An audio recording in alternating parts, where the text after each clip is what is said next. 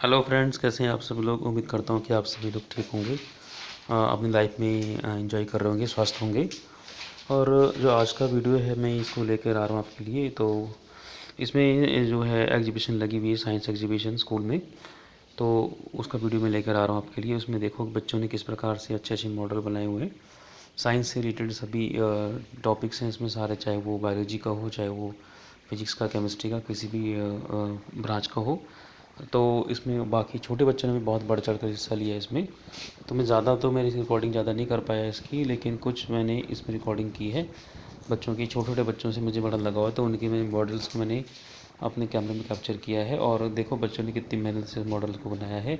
आप इनमें देख सकते हैं कि किस तरह के अलग अलग तरह के मॉडल बनाए इन्होंने, किस तरह के इंस्ट्रूमेंट्स नए नए बनाए हैं, है ना। और एक मतलब छोटी लैब के रूप में इन्होंने अपनी स्कूल में तैयार किया है ये। और उसमें कुछ नया इनोवेशन करने की कोशिश की है, नया कुछ इंट्रोड्यूस करने की कोशिश की है और अपने विचारों को इसमें सम्मिलित किया है।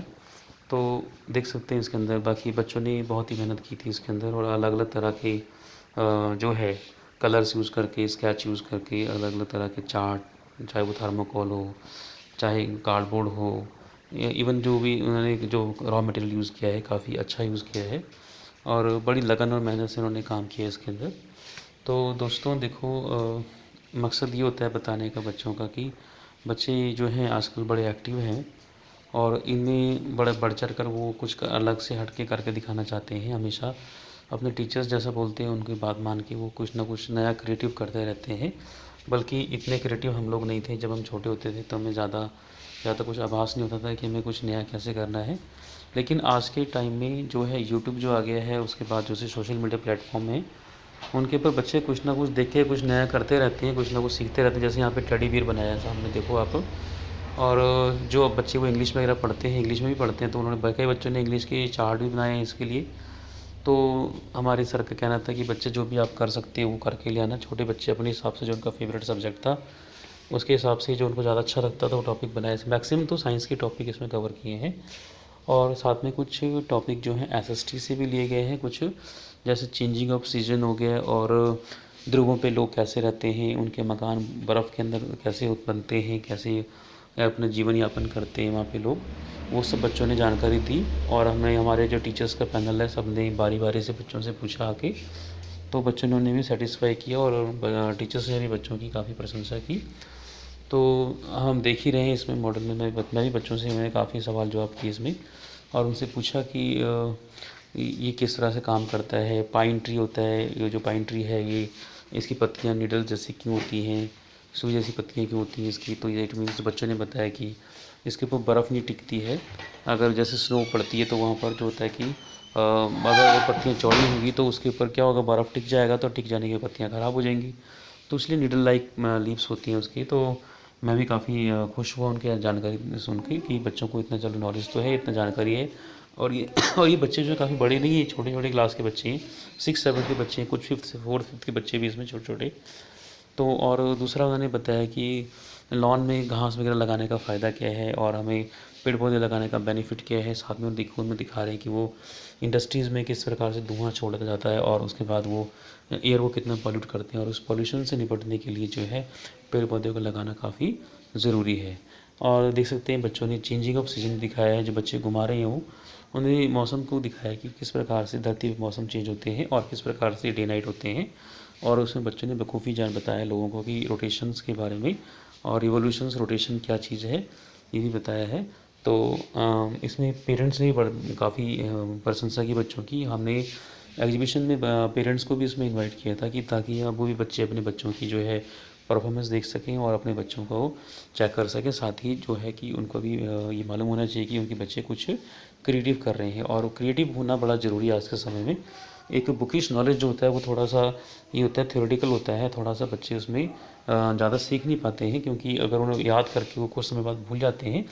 लेकिन क्या होता है कि जो बच्चा जो खुद क्रिएटिव माइंड से करेगा वो ज़िंदगी भर उसको याद रहेगा कि इस टॉपिक को मैंने कैसे समझा था, कैसे किया था, और मैंने उसे मॉडल बनाया था या कुछ उसकी एक्टिविटी करके देखी थी। तो बच्चों को वो ज़िंदगी भर याद रहता है ऐसी चीज़ें। और साथ ही बच्चे मतलब इसमें क्या होता है कि बहुत ही बढ़ चढ़ कर हिस्सा लेते हैं आगे। और काफ़ी इंटरेस्ट से काम करते हैं। अभी कुछ दिन पहले मैंने जो छोटे बच्चों में देखा, उन्होंने बैटरी बनाई थी और रॉ मटेरियल यूज़ करके उन्होंने क्या किया था कि एक आलू लेकर भी उसमें बल्ब ग्लो करने की कोशिश की थी। हालांकि थोड़ा बहुत ही सक्सेस हो पाई उनकी एक्टिविटी, लेकिन बच्चों ने करने की कोशिश की। वो बार बार ये पूछ रहे थे कि हमारा एक्सपेरिमेंट फेल क्यों हो गया।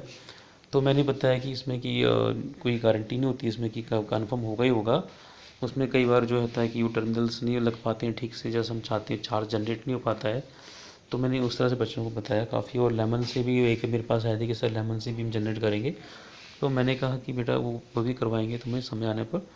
तो साथ ही पढ़ाई का ध्यान रखना पड़ता है इसमें कि बच्चों की पढ़ाई डिस्टर्ब ना हो और पीरियड्स उनके रेगुलर लगते रहें। और मेन बात सबसे बात है कि मेन बात ये है कि इसमें जो है हमारे स्कूल के जो है काफ़ी छोटे से लेकर बड़े बच्चों तक भी उन्होंने इसमें पार्टिसिपेट किया है। काफ़ी हद तक बहुत अच्छा काम की करके दिखाया है इसमें। और देख सकते हैं कि उन्होंने किस प्रकार से अपने इन्वायरमेंट के बारे में, मैंने उनको ये कहा था कि कुछ ऐसे मॉडल बनाए जिससे अपने इन्वायरमेंट को दिखाएं कि वो किस प्रकार का इन्वायरमेंट आज का हो गया है और वो किस प्रकार का इन्वायरमेंट हमारा होना चाहिए। जैसे हमारा पास्ट में होता था, कितना साफ़ सफाई से सारा इन्वायरमेंट में चलती थी, साफ़ सफाई कितनी साफ़ सफाई होती थी पहले इन्वायरमेंट के अंदर।